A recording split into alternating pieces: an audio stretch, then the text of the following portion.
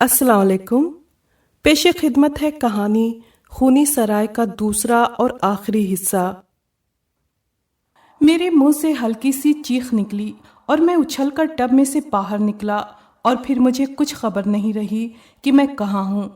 खुदा जाने मैं कितनी देर बेहोश रहा, शायद 10 या 15 मिनट।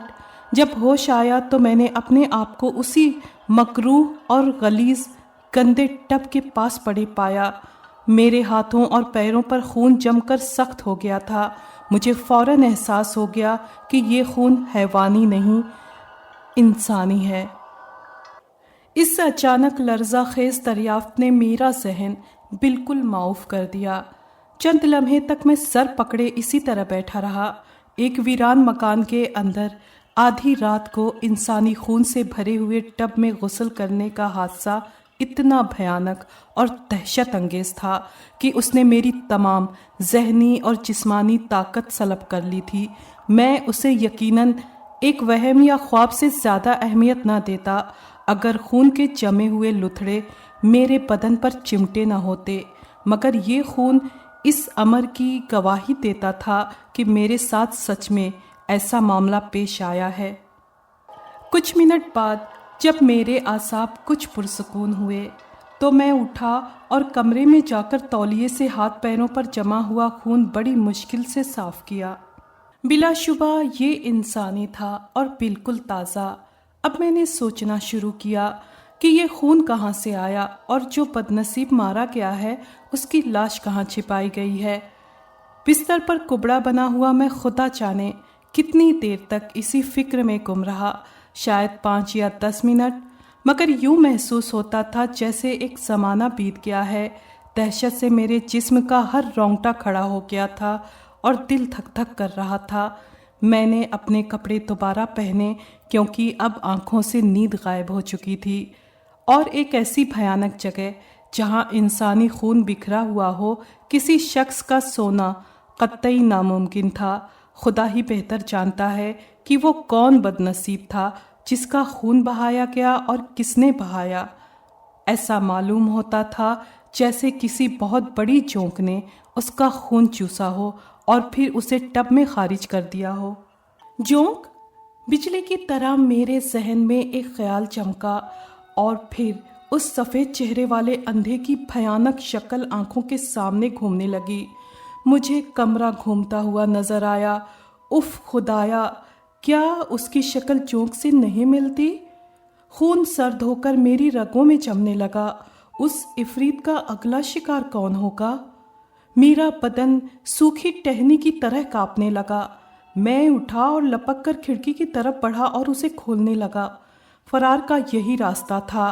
पूरी ताकत के साथ मैंने खिड़की के दोनों पट खोले, मगर उस रास्ते से बाहर जाने का तो सवाल ही पैदा न होता था, क्योंकि ऊपर की चौखट से लेकर नीचे की चौखट तक खिड़की में 1.5 इंच मोटी 6 लोहे की सलाखें लगी हुई थीं, जिन्हें शायद सुपरमैन भी अपनी जगह से नहीं हिला सकता था।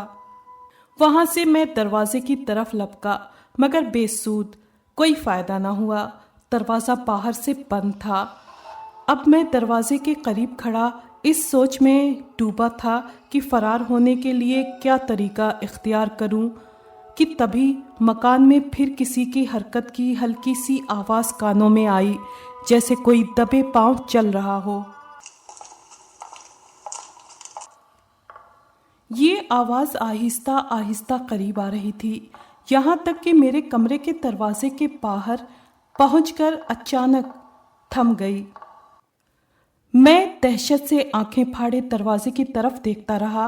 फिर मैंने ऐसी आवाज़ सुनी कि दरवाजे के अंदरूनी ताले में चाबी घुमाई जा रही है।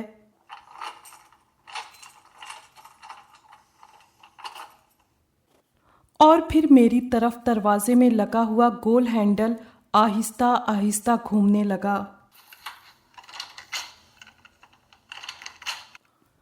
और दरवाज़ा बगैर आहट पैदा किए 2-3 इंच के करीब खुल गया।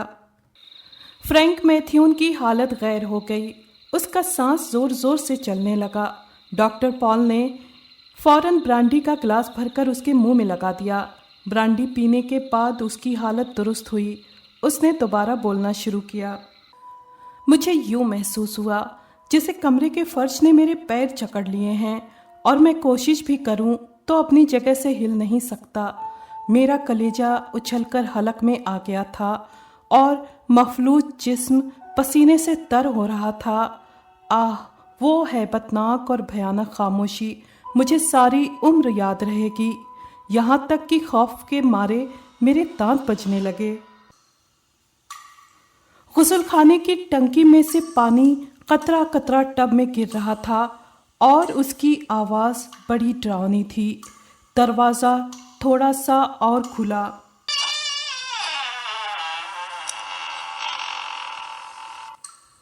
और मैं पूरी ताकत जमा करके चिल्लाया, जाओ, यहाँ जो कोई भी है फौरन चला जाए। यही अल्फाज थे जो मेरे हलक से एक बारीक और लरसती आवाज़ बनकर बड़ी मुश्किल से अदा हुए। फिर मैंने पागलों की तरह खुले हुए दरवाजे पर अपना पूरा बोझ डालकर उसे जोर से बंद कर दिया। दरवाजे के बाहर कदमों की चाप एक बार फिर सुनाई दी, जो आहिस्ता आहिस्ता दूर हुई और फिर गायब हो गई। मैं दरवाजे के साथ चिमटा हुआ पूरी तरह हाँप रहा था। जब मैंने पूरा इत्मीनान कर लिया कि बाहर कोई नहीं, तो मैंने दरवाज़ा खोलना चाहा, मगर वो बाहर से बंद था। मैं अब हर कीमत पर यहाँ से निकल जाना चाहता था, मगर सवाल ये था कि कैसे। मुमकिन था कि वो खून पीने वाली जोंक जो इंसानी शक्ल में थी दोबारा इस तरफ आती। तभी मेरी नज़र कमरे में रखी हुई लकड़ी की भारी अलमारी पर पड़ी। मैंने सोचा ये अलमारी दरवाजे के साथ लगा देनी चाहिए। निहायत मुश्किल से वो भारी अलमारी घसीट घसीट कर दरवाजे के करीब लाया और उसे दरवाजे के साथ टिका कर खड़ा कर दिया। इस काम से फारिग होकर मुझे कुछ इत्मीनान हुआ कि इस दरवाजे से अब कोई आसानी के साथ न आ सकेगा। कमरे में लैंप बदस्तूर जल रहा था। मैंने जेब से घड़ी निकालकर देखी, पूरे 12 बजे थे और सुबह होने में कई घंटे बाकी थे। मैं अब बिस्तर पर लेट गया और सुबह का इंतज़ार करने लगा। जैसा कि मैं पहले कह चुका हूँ, मसहरी बहुत बड़ी थी और उसके चारों तरफ गहरे हरे पर्दे लकड़ी के बांसों के साथ लटक रहे थे और मसहरी के ऊपर छत की तरफ एक बहुत बड़ा छत्तर था, यानी बेड कैनोपी था, जैसा कि पुराने ज़माने में बिस्तर की खूबसूरती के लिए इस्तेमाल होता था। मैं बिस्तर पर लेटा उस खूबसूरत कैनोपी को देखने में महू था कि अचानक मेरी निगाह एक ऐसी शय पर, एक ऐसी चीज़ पर पड़ी जिसे देखकर मुझे हमेशा कराहत होती है। ये एक बहुत बड़ी मकड़ी थी जिसने मेरे सर के ठीक ऊपर छत्तर के यानी कैनोपी के दरमियान लगी हुई एक लंबी और नुकीली लोहे की सलाख से लेकर मसहरी के एक कोने तक लंबा चौड़ा जाला तान रखा था। मेरा ख्याल था कि छत्तर के दरमियान लोहे की ये नुकीली सलाख शायद लालटेन या लैंप वगैरह लटकाने के काम में आती हो। मकड़ी अब जाले के ठीक दरमियान में बैठी मुझे देख रही थी। मैं उसे देखता रहा यहाँ तक कि मेरी आंखें नींद से फिर बोझल होने लगीं। सच कहा है कि नींद सूली पर भी आ जाती है। मैंने आंखें खुली रखने की 1000 कोशिश की, मगर बेकार, और चंद लम्हों बाद मैं बेखबर सो रहा था। तभी मेरी आंख खुली और मुझे खूब याद है कि इस तरह खुली कि वो बड़ी मकड़ी अपने जाले से गिरकर मेरे दाएं गाल पर आन पड़ी और फिर रेंगती हुई गर्दन की तरफ बढ़ी। मैं दहशतज़दा होकर एक तरफ उछला और तभी उसी लम्हे छत्तर में से लोहे की भारी नुकीली सलाख सनसनाती हुई निकली और बिस्तर में घुप गई। अगर 1 सेकंड की भी देर हो जाती तो वो सलाख मेरे सीने में पेवस्त हो चुकी थी, मगर उस मकड़ी ने मेरी जान बचा ली। और तब मैंने महसूस किया कि छत्तर के बीच में उस लोहे की सलाख को लगाने का असल मकसद क्या है। आह, किसी बदनसीब को नींद की हालत में कत्ल करने की इससे बेहतरीन तरकीब और कोई नहीं हो सकती थी। अब मैंने गौर से लोहे की उस नुकीली सलाख को देखा जो बिस्तर में कड़ी हुई थी। उसकी बनावट बिल्कुल भाले की तेज धार नोक की मानिंद थी और गालिबन लकड़ी की वो छड़ जिसमें भाले की नोक किसी तरतीब से लगाई गई होगी छत्तर के अंदर ही रह गई थी। भाले की नोक जब गिरी तो मकड़ी का चाला टूट गया और यकीनन मकड़ी को पहले से पता चल गया होगा कि छत्तर की सलाख में जुम्बिश हो रही है और फिर मकड़ी खौफजदा होकर मेरी गर्दन पर आन गिरी और मैं भाले की नोक से हलाक होते होते बचा। मैं कमरे के दरमियान खड़ा सोच रहा था कि इस मुसीबत से बचने के लिए क्या करना चाहिए कि तभी दरवाजे के बाहर मैंने फिर किसी की आहट की वही पुरअसरार आवाज़ सुनी जो उससे पहले 2 दफ़ा सुन चुका था, मगर फौरन ही ये हल्की आवाज़ गायब हो गई। मुझे ख्याल आया कि शायद ये वहम मेरे डर की वजह से पैदा हुआ है। चुनांचा कई लम्हे यूं ही मैं सांस रोके दरवाजे से कान लगाए यही आवाज़ दोबारा सुनने की कोशिश करता रहा और तब वही आवाज़ फिर सुनाई दी, मगर इस मर्तबा आवाज़ उस दीवार के पीछे से आई थी जिसके साथ मसहरी लगी हुई थी और यूं सुनाई दिया जैसे दीवार खुरची जा रही हो।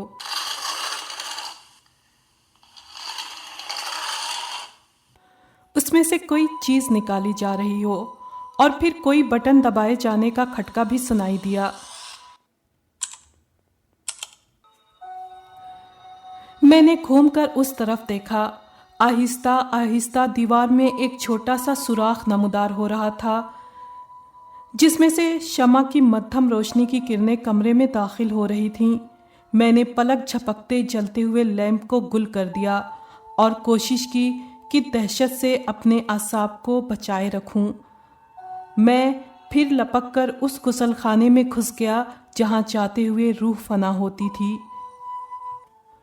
और दरवाजे की ओर से देखने लगा कि अब क्या हो रहा है। मैंने देखा दीवार में नमदार होने वाला सुराख आहिस्ता आहिस्ता इतना चौड़ा हो गया कि एक आदमी उसमें बखूबी निकल सकता था। फिर मुझे 2 सफ़ेद हाथ दिखाई दिए जो उस सुराख को टटोल रहे थे और दूसरे ही लम्हे बग़ैर आँखों वाला वो खब्बीस बूढ़ा जो इंसानी शक्ल में था कमरे में दाखिल हो गया। एक लम्हे के लिए वो बेहिस्सो हरकत खड़ा कान लगाए कुछ सुनता रहा, फिर फिजा में इधर उधर हाथ चलाता हुआ बग़ैर आहट के मेरे बिस्तर की तरफ बढ़ा। फिर मैंने देखा सुराख के पीछे वही खूबसूरत चुड़ैल हाथों में शमादान लिए खड़ी है। उसका चेहरा इन सफ़ाकाना हरकतों के बाइस चमक रहा था और शैतानी आंखें दहकते हुए अंगारों की तरह सुर्ख थीं जिन्हें देखकर मैं कांप गया। आदमी अब बिस्तर के करीब पहुंच चुका था। उसने आहिस्ता से अपना हाथ बिस्तर पर यूं फेरा जैसे कुछ पकड़ने की कोशिश कर रहा हो। फिर उसके हाथों ने लोहे की नोक को छुआ और फौरन ये महसूस करके कि जिस लाश को वो ढूंढ रहा है बिस्तर उससे खाली है, अंधा शैतान बिल्ली की तरह कुर्राया और पीछे हटा।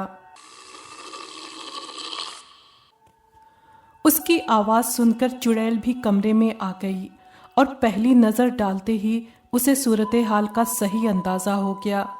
तब औरत ने मर्द का बाजू पकड़ते हुए आहिस्ता से कहा, जल्दी करो, गुसलखाने में।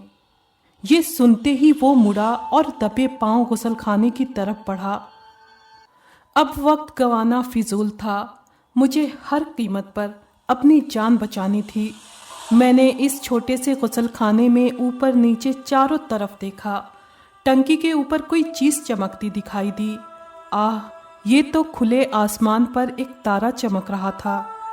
फुर्तीली बिल्ली की तरह मैं पाइप के सहारे चढ़कर उस सुराख तक पहुंच गया जिसमें इतनी जगह थी कि मैं मुड़ तुड़कर ऊपर छत तक पहुंच सकता था।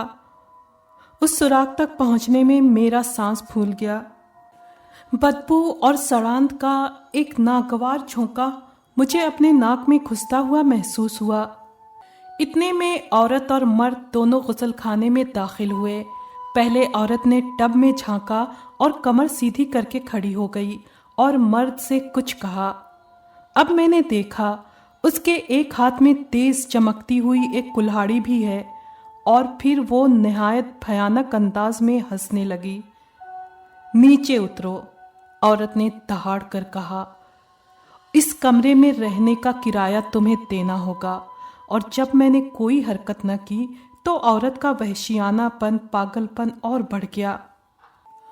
उसने एक हाथ में पकड़ी हुई शमा मर्द के हाथ में थमाई और फुर्ती से पाइप पर चढ़ने लगी। 1 सेकंड और देर होती तो उसने मुझे टांग से पकड़कर घसीट ही लिया था, मगर मेरा जिस्म आसानी से उस सुराख में दाखिल हो गया और मैंने बगैर सोचे समझे बाहर छलांग लगा दी। उफ खुदाया, क्या बयान करूं। मैं गोश्त और हड्डियों के एक बड़े ढेर पर गिरा। 10-15 लाशें जिनके बॉडी पार्ट्स जुदा थे, खुदा जाने कब से पड़ी सड़ रही थीं। मेरे सामने एक अंधेरी गली थी। मैं अंधाधुंध दौड़ता चला गया। औरत चीखती चिल्लाती अब मेरे पीछे थी। लकड़ी की एक सीढ़ी ऊपर दूसरी मंजिल को जाती थी। मैं फौरन उस पर चढ़ता हुआ दूसरी मंजिल की छत पर पहुंच गया। अब मेरे सामने फरार की तमाम राहें बंद हो गईं। खूबसूरत चुड़ैल ये समझकर कि अब ये बचकर कहाँ जाएगा, मुझसे 10 फीट के फासले पर रुककर वहशियाना अंदाज में हंसने लगी और कुल्हाड़ी घुमाने लगी।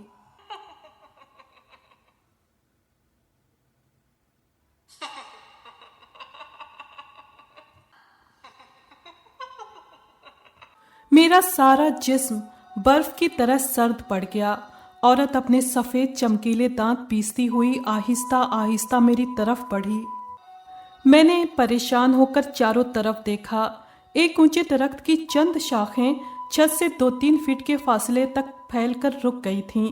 मैंने दीवार पर एक हाथ रखा और दूसरे हाथ से शाख पकड़ ली। दूसरे ही लम्हे वो बला मुझ पर झपटी। उसने कुल्हाड़ी घुमाई और मुझे यूं महसूस हुआ जैसे दीवार पर रखा हुआ मेरा दायां हाथ सुन्न होकर रह गया है। दरख्त की शाख मेरा बोझ संभाल न सकी और तड़ाक से टूट गई। मैं धड़ाम से घनी झाड़ियों पर गिरा। चोट लगने का ख्याल किस बदनसीब को था। मैं उठा और पागलों की तरह जंगल में भागा और 1-2 मील तक भागता रहा। आखिर पीछे मुड़कर देखा तो जिस मकाम पर सराय थी वहां आसमान सुर्ख हो रहा था और फिर मैंने ऊंचे ऊंचे शोले देखे जिन्होंने सराय की इमारत को अपनी लपेट में ले लिया था। फ्रैंक मैथ्यून चुप हो गया। उसकी पेशानी पर पसीने के बड़े बड़े कतरे चमक रहे थे और वो बुरी तरह हाँफ रहा था। ओह, सराय की इमारत में आग लग गई, डॉक्टर ने कहा। ये आग किस तरह लगी? मेरा ख्याल है कि औरत ने वो शमा अंधे के हाथों में पकड़ा दी थी और फिर किसी तरह उसके काले चोगे ने शमा की लौ को छू लिया होगा। अंधे ने अपने बचने की कोशिश की होगी, लेकिन कमरे के दूसरे सामान ने भी आग पकड़ ली।